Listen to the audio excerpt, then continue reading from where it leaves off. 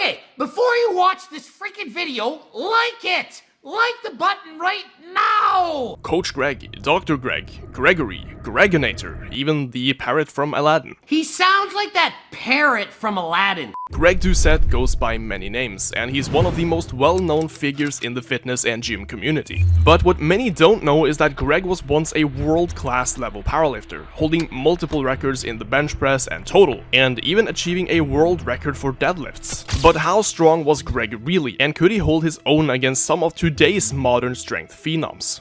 As many of you know, Greg started training at just 10 years old, alongside his father and twin brother, who, for the record, looks nothing like him. They would train in the basement for 3 times a week with a set of weights, working with heavy loads for about an hour each session. But after Greg's father injured his arm, Greg would continue to train on his own until he was around 15, when he joined his first ever gym. Greg wasn't following just any routine, however. It was, after all, the 1980s, and information about training was scarce and often misguided. Think classic style bro splits with insanely high volumes per workout. But Greg said that he hated that approach, and he quickly switched back into a full body routine, training 4 to 5 times per week. And it definitely paid off. At just 18 years old, Greg was competing in his first ever bodybuilding show, which was also around the time he started focusing seriously on powerlifting. And in 1999, Greg would enter his first powerlifting competition at the CPU Men's Open in Charlottetown. And he pretty much shocked the audience. He performed remarkably well for a first-timer, squatting 363 pounds and deadlifting 452 pounds at just 23 years old and weighing around 164 pounds himself. But his most impressive lift by far was his bench press. Greg benched an astounding 342 pounds, more than twice his body weight, which is a feat that's almost unheard of for a first-timer, setting a national record in his weight class at the time. But despite his promising start, Greg would take a 7-year hiatus from powerlifting, although he may have competed locally undocumented, choosing to focus on his bodybuilding career and chasing his dream of becoming an IFBB pro. And for those who don't know, that means competing professionally in the International Federation of Bodybuilding, where you can qualify for the Olympia if you perform well enough in the pro circuit. Greg never stopped lifting heavy though, and when he returned to powerlifting in 2005, it was clear that he definitely hadn't lost any strength. Competing in the single-ply World Championships under the IPF, which is a drug-tested federation, Greg posted numbers that were nothing short of incredible. A 600-pound squat, over 500 pounds in the bench press, and a deadlift in the high 600s, totaling a massive 1,736 pounds.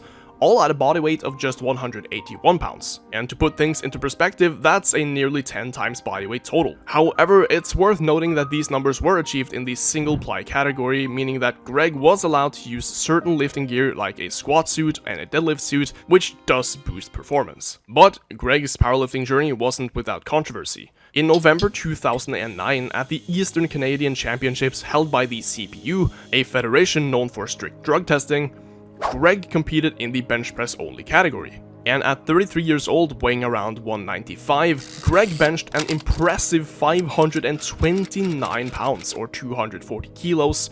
However, post-competition, he was randomly selected for a drug test, and he failed due to elevated levels of testosterone. And Greg has since addressed this incident openly, explaining his position and admitting that he had used performance-enhancing drugs under that point in his career. What happened? I pled guilty. Because I did it. It's like, yeah, I did it. And around the same time, he also competed in a local bike race in an amateur category, during which he got drug tested again, and he was later banned from competitive cycling for 8 years.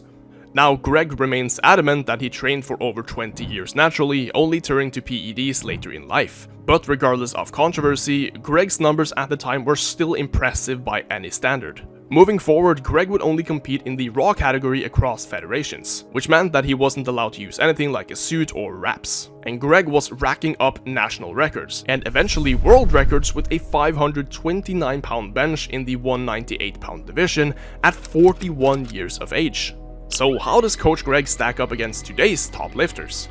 Well, at his peak, Greg totaled an impressive 1,743 pounds total at 198 pounds bodyweight, which would still be competitive in many modern powerlifting meets, although in drug-tested federations.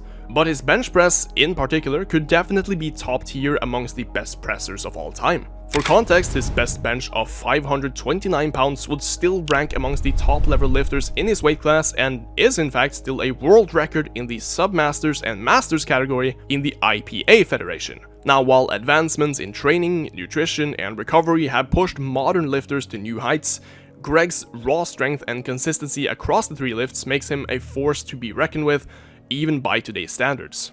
And let's not forget that he also holds the Guinness World Record for the most weight deadlifted in 1 minute, being around 20,000 pounds with a sumo setup, which even the world's strongest man Mitchell Hooper could not replicate.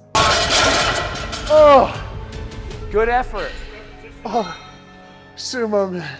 And this really shows that Greg's background of doing bodybuilding, endurance sports, and powerlifting combined made him into a very unique lifter who was good at doing all sorts of rep ranges. He also claimed to have benched 405 for 15 reps and a 685 pound deadlift for 5 reps, which would challenge most top level lifters even today. So if Greg was competing today, he would still be one of the stronger athletes in any federation, especially considering that he was doing all of this while balancing a bodybuilding career. And maybe if he focused more on powerlifting, especially in his younger years, then he would be in the record books alongside guys like Ed Cohen. What do you guys think? Would Dr. Greg be able to hold his own against today's powerlifting elites? Could he perhaps have been the best of all time, or let me know what you think in the comments down below. And as always, if you enjoyed these videos and want to see more like them, make sure you leave a like and a comment and maybe even subscribe. It's free and you can always change your mind later on. And make sure you check out my own coaching service where I help lifters get to the next level with custom-made diet and training plans. And one of my clients, Porter, recently benched 500 pounds, which is an increase of 50 pounds in just 5 months working together. I'll link my website down below in the description if you want to check it out. And as always, I'll see you all next time. Watch the video!